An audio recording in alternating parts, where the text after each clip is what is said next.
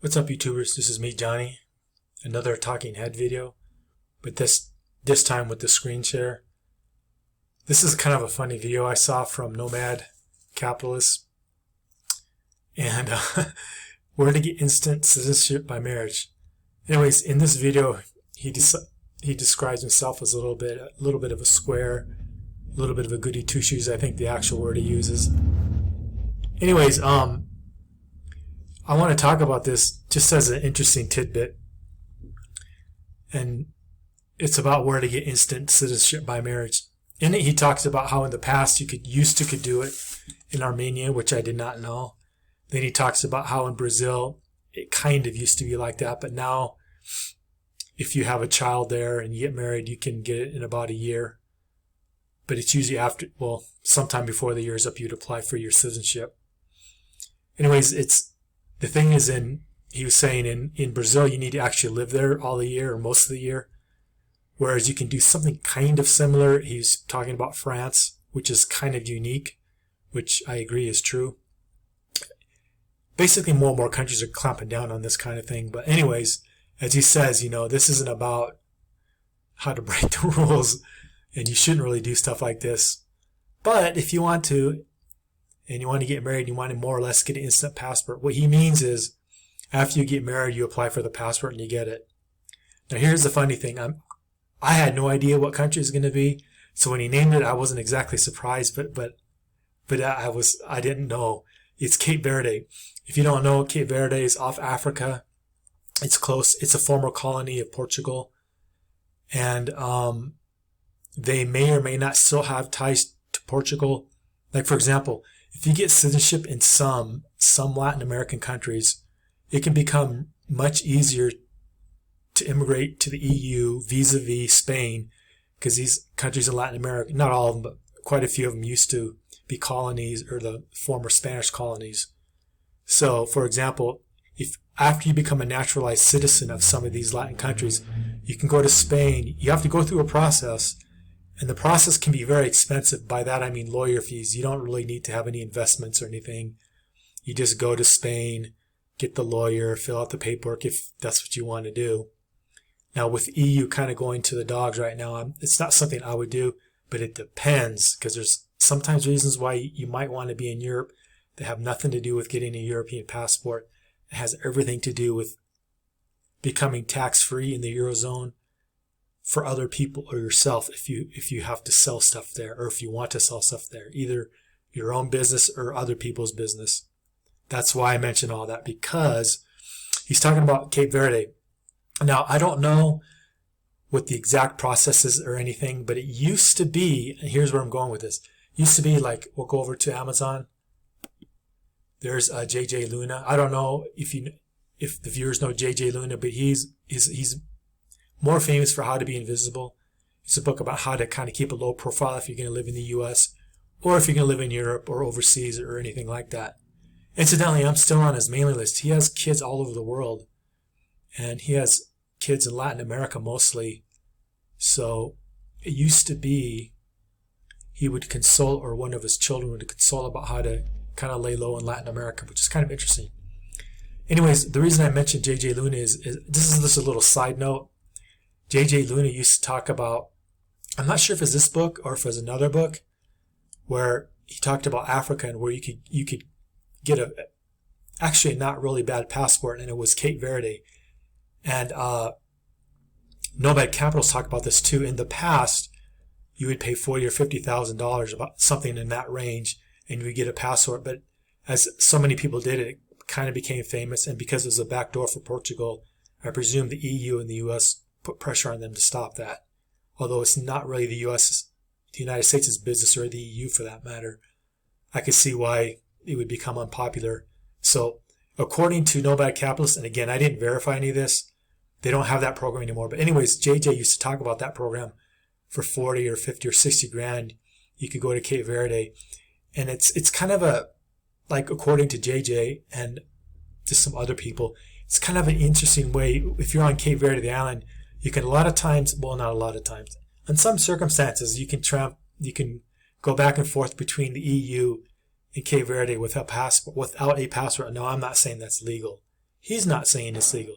They're just saying it's a possibility for whatever reasons, like you got to get to Africa, you can go to Cape Verde. And it's kind of a mellow place, according to JJ Luna. It may not be everyone's cup of tea, though. Anyways, the reason I mention all this is because JJ Luna mentioned it in his, it's either in his book or is in his list. I'm on his list. By the way, he's still alive. I think he's in his 80s. And he's a very interesting character. Very, very, very interesting character. Very smart. Another thing I want to say about JJ Luna. There's a famous person in the libertarian community who consulted with JJ Luna, which I won't name because of privacy reasons. If I did name him, you would probably know what he was, but he actually flew from the southern part of the U.S. to meet JJ, either in Canada or somewhere near Canada. And he spent either, I think, $2,000 for the consulting. And what I heard privately was, he said JJ Luna is worth every penny for how to bank very discreetly, or how to do certain things just discreetly as far as business goes. Why I even mention that? This famous libertarian person was one of those guys who was kind of big in the offshore business. He wasn't really famous for it unless you knew him personally. He did do some stuff in the offshore world. Anyways, what he did was he basically spent 50 or 60K for an offshore dealy bobber. That's what I want to say, which is really expensive, but it was a dealy bobber in, and I don't want to get too specific, but you know what I'm talking about. A thingamajig, one of them corporate thingies, one of those corporate thingies in the EU, in one of the tax havens there. Anyways, it costs 40 or 50 grand, and it costs about 5 or 6 grand every year for maintenance. Why I mention that is because this kind of famous libertarian person had pointed out privately. He said he thought it was no good, and I said, well, why do you say that? Because you got sued and no one got your assets. He said, because it cost me over $100,000 defending the lawsuit. Sure, they didn't get anything, but I was told by spending all that money that people would be scared to sue, and frivolous lawsuits wouldn't even be filed. Well, they were filed, and they did lose in court, and his assets were safe, but he was just saying spending that kind of money plus $100K to defend yourself is kind of a pain in the ass when there's other kind of solutions that are much, much cheaper. But he was sold on doing everything legally by the book and that kind of thing, kind of like Nomad Capitalist, kind of doing everything as an American a certain way so you don't run afoul of anything. So I just want to mention that if you really get an offshore daily bobber, especially domiciled in the EU or those tax havens over there, and then the bank accounts yet in another, maybe a Commonwealth country in yet another country outside of the EU, those things properly structured can cost you a lot of money, a lot of maintenance fees, 5 or 6K, probably more now. And they're not as effective as they used to be. People can still sue you. They may not get your money though, but they can still sue you. Anyways, that's why I mentioned all that. Just wanted to kind of bring that up because JJ Luna had first brought it to my attention about, getting resident or doing certain kinds of things in Cape Verde. Anyways, we'll go back to Nomad Capitalist. Anyways, he's talking about where to get instant citizenship by marriage. Well, it's Cape Verde. Here's an interesting thing that you might not know, that the reason I made the video, because why would you even do this other than a second passport instantly? Well, Cape Verde is off Africa, and it's near Portugal or the EU. Part of the reason is because it used to be you could quietly go back and forth without a passport. And you probably still can if you ever got sued or if you ever got your butt in a jam and you're in that part of the world. But the other thing is, what people don't mention is, this is why I mentioned this. I had mentioned earlier in the video about how, like, if you're in Latin America, you get citizenship in Latin America. You kind of have a backdoor through Spain to get a passport there. And you may not really want a passport, but with proper structuring of entities, you can end up doing business in the EU, which is a high-tax country or a high-tax union. And you can get somewhat or a lot of tax-free stuff if you properly set up entities through your Central American, let's say Central South American passport entity / thingamajig, and you do everything properly by the book and all that jazz. And you're probably thinking, well, I don't have a business. Well, that's the thing. You can get all this set up, and then you can sell yourself as a nominee or as a business partner to someone who needs a kind of a backdoor to the EU, and you guys can set it up however you want so it's minimally taxed. That's all I'm going to say about that. Well, I'd imagine you can do the same thing if the laws haven't changed. And I haven't verified anything, but if you can get instant passport by marriage in Cape Verde, if you can, I haven't researched the EU entity laws recently or any of the laws for entities in Cape Verde, but there's a possibility that you could do all that and then it could be a backdoor, not necessarily for a passport, although it may be true into the EU through Portugal, but there may be a tax-free or a very low profile way to operate tax-free in the EU with your wife and some kind of entity domiciled there, Cape Verde, or somewhere that your wife would set up something so it would be more or less tax-free in the EU. Now, it depends what your business was, but that might be of interest to someone. Anyways, I just thought I'd make a short video on that. Like, I guess there's still places where you can get instant citizenship by marriage. I probably wouldn't do it. But Cape Verde is kind of an interesting place. Super low profile. It's way off anyone's radar. It's really mellow. I'd imagine it's probably like the 1900s living there. Boring as heck. But if you want to lay low, you don't want any kind of stress, you've already made your pile of money or you make money online, you just want a place to escape to keep a low profile lifestyle for whatever reasons, you want to be close to the EU, then again, if you got the passport, you could go back and forth to the EU, no issues. Well, maybe you do, maybe you don't, I don't know. I haven't studied recently how Cape Verde and their agreement, the Portugal agreement with the Cape Verde, but that probably will give you entree into the EU.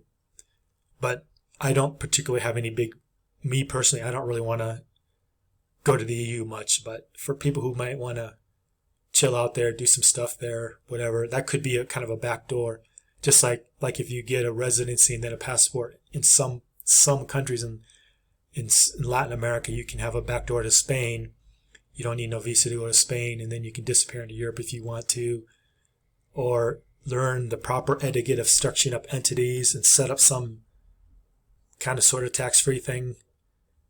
Because these things are complicated, because rules are always changing, and because now with coronavirus, the US, the EU, these big Western countries are changing their tax laws. This is why I'm very cautious by what I'm saying. All these things are in flux and changing right now. So in the past you could do this. I'm guessing now that's going to change. If it hasn't changed, it will change soon, because they're going to try to cut off loopholes. Well, for some people will have loopholes. As you can guess, there will always be loopholes, but the usual loopholes might disappear. So that's why I mentioned all that. Sometimes you can get a passport from a country in the developing world, which will give you a backdoor into the EU, or a backdoor. Used to be like, I forget which islands are in the Pacific, but it used to be a backdoor to New Zealand. Then they cracked down on that because too many gringos are doing it.